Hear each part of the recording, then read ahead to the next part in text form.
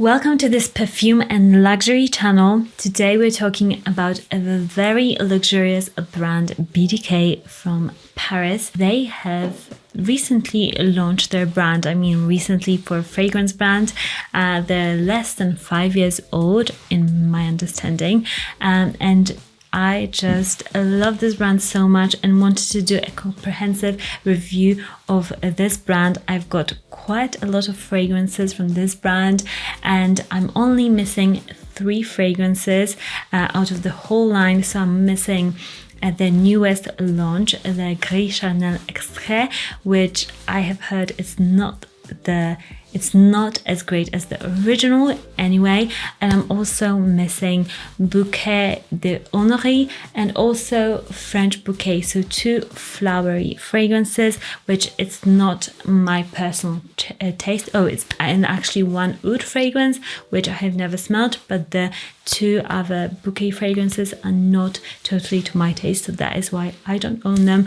But all the other ones are here in my collection. I'm going to show you my thoughts. I arranged these fragrances from my least favorite fragrance to my most favorite fragrance, and I'm going to explain to you why and why you might want it in your collection and why you maybe don't want it in your collection. By the way, if you enjoy fragrance content or luxury content here on this channel, I post twice a week at least about these 2 topics, so subscribe to this channel. So let's start from my least favorite. It is Velvet Tonka. I've got a sample of this fragrance. I haven't purchased it because to me, this fragrance, I was expecting so much. I love the brand. I love the bottle design especially. I think it's genius. And with this, I was expecting a lovely warm Tonka. I love how Tonka is like this vanilla-y warm note that makes every fragrance usually so much better. But to me, this is too powdery.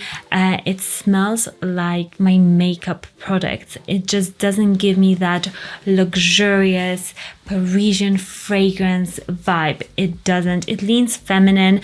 I think some people like it. To me, this is just not the most luxurious smelling, and it's not a vanilla note, although I love vanilla notes. It's just too light. I was expecting something a bit more syrupy, a bit more indulgent. This is just powdery, light, and yeah, doesn't smell like a perfume that I would want to apply all over my body. Next fragrance that I'm not the biggest fan of, but still, like, I would spray it in my room, so that is, a bit high on my list than those that I would never spray in my room anyway. It's Nuit De Sable.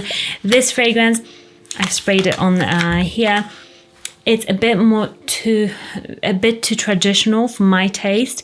It smells very old-fashioned French perfume house to me, and I have smelled this sort of a scent a lot when I was getting samples for my own fragrance. This is like the sort of a scent that would just come in from different perfume labs all the time. So this is just a bit too safe, a bit not inspiring enough to warrant that huge price tag, but the quality is there. So if you love very just old school French perfumes, that you might really enjoy this. Next fragrance that I like slightly bit more because I've got it in my collection, but all these fragrances are really good, so I have to be quite critical. It is this here, Ambre Safrano. This is a Harrods exclusive fragrance from BDK, and when I first got it, I was like, ooh, I didn't expect this. So it's supposed to be an amber and saffron fragrance. I usually love saffron, but this is a bit of a challenging scent. I would say this is definitely not a blind buy sort of a scent. It's very oriental smelling to me, very challenging to my nose. It's smoky, it's woody, it's rich.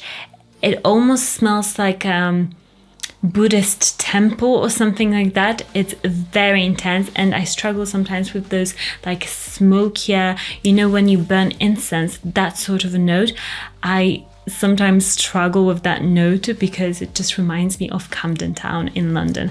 I don't know why, but it just does. It does not smell like a perfume to me, usually that note, but this smells like a perfume, but it's extremely challenging, extremely different. If you want something super strong, super in your face, a luxurious smelling because the quality is there, this will give you that. This is very different, one of the most challenging scents, I would say, out of the whole line. And if you love it, you'll be like die-hard a fan of it. If you hate it, you'll completely hate it.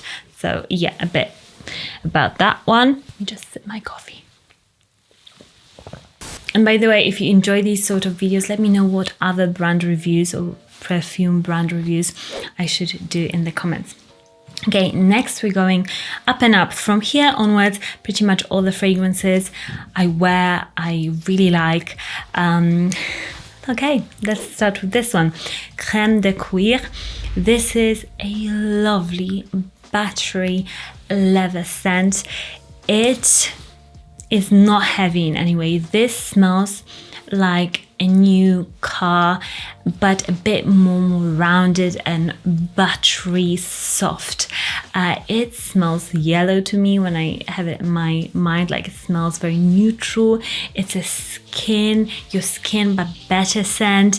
It's a scent that is very smooth on your skin. You just feel like you wear this perfume instead of it wearing you. Discreet, but still you've got a bit of that, you know, conversation. I know that I'm talking about like metaphors, but this is how I feel this perfume behaves. It just talks and it moves with you. It's closer scent, but also when you just move your hand, you'll spread it a bit further. It's a really luxurious, different scent. I love this on... something up and downstairs.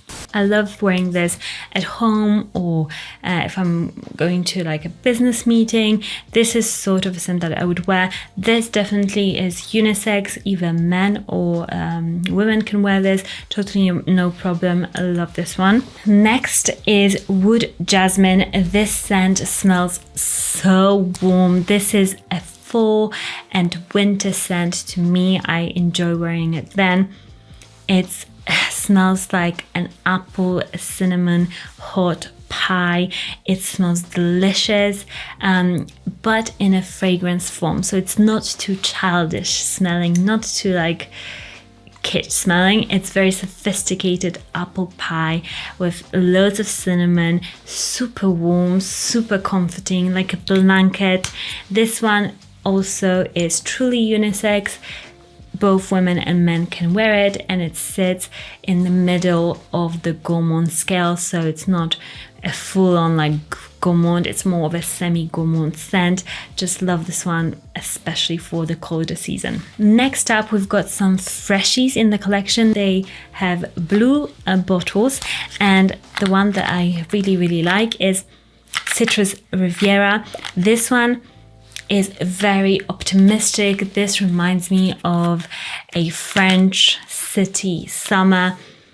If you're just like too hot, because like cities like Paris in the summer, they just get like sticky hot, and it just doesn't smell nice. As you like, the city doesn't smell nice, but if you want to smell nice and smell super fresh and natural, citrusy, this is that sort of scent that will give you that nice refreshment in the summer. You can apply quite a lot of it because it doesn't project hugely, but I think it's probably because there's so many natural oils in there, because it truly smells very natural, very realistic. So super nice on really hot summer days. Next summer fragrance that I enjoy and I've got a bottle of, and I wear it a ton in the summer, I love it, is Sel D'argent. This is a very sophisticated summer scent, the same as the other one. It smells super natural.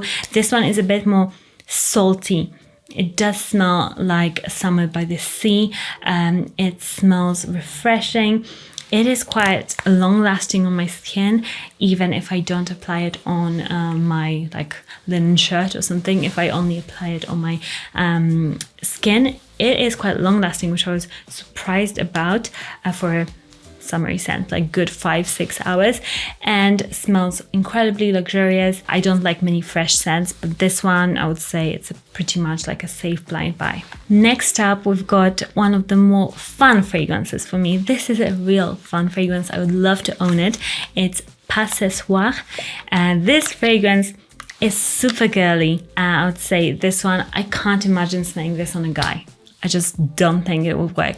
This is girly. This is a woman that like inside she's a little girl with like ponytails and wearing like loads of really flowery summer dresses. This is what I see when I smell this. It's fruity, it's fun, it's joyous, it's such a happy scent. It's also a fragrance that I think any woman would easily wear. Like, it's one of those fragrances that you can just throw on any day, and it's so yummy, fresh and fruity. It just makes me so happy. I would love to own this one. Totally. Like, if you're just getting into the brand and you want something 100% that you will like, then this is a very safe blind buy. Next fragrance, it's one of those that took my breath away. I was like, oh my gosh, this fragrance is stunning. It's so different, and I love fragrances that are a bit different because I've got so many. I really look for like wow factor in my fragrances. This is one of them. This is Tabac Rose. Guys, it's just stunning. This, to me, when I smell it, it reminds me of just prunes. Like, it's a jammy prune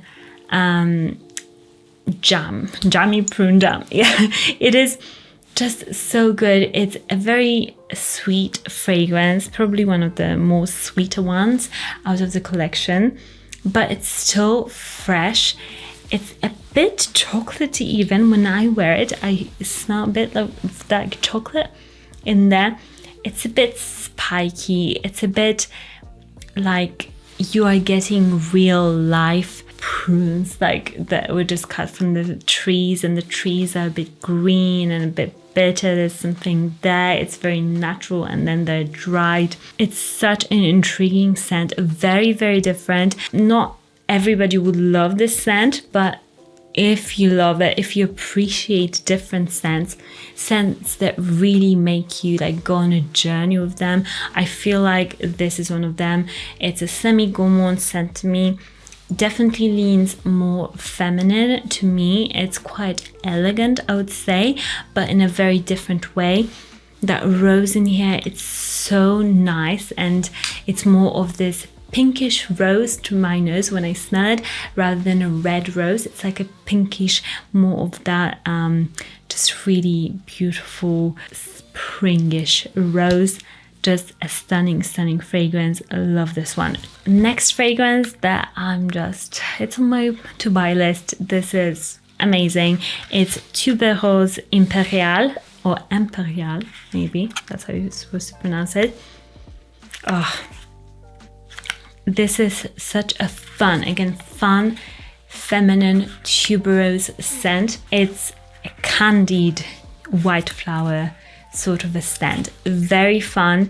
Usually I find that tuberose fragrances can be very maternal, almost too mature sometimes, but this is so fun, youthful tuberose, very down to earth tuberose. I love how they've done this fragrance. Definitely very approachable. Yeah, most people will like this fragrance, especially if you love white flowers. To me, it's a win-win. It's such a stunning, elegant fragrance. It definitely smells like a Parisian fragrance brand. You just can tell. You smell it and you're just like, yeah, this smells just so good and Parisian. And now for my top 2 fragrances that I have just loved and worn so much. This is, oh my gosh. Okay, Rouge Smoking is my second favorite fragrance. This fragrance is better than they say on the internet, okay? It's better than they say. This is my first ever BDK fragrance. I purchased it, blind bought it, because from the notes I knew I would love it, and I was so impressed. Super sexy. To me, it smells a bit like bubblegum, like pink bubblegum. It smells like red heels, sexy, just spicy. So good, guys. You have to try it. Very unique smelling, just a signature worthy scent, and it's light enough that sometimes I wear it in the summer here in the UK, but it really excels in colder months. But it's light enough to wear also in the summer. So I just love this one. This one is definitely a sexy, powerful woman fragrance. Yeah, it is sexy. And my favorite fragrance from the brand is Gris Charnel Eau de Parfum.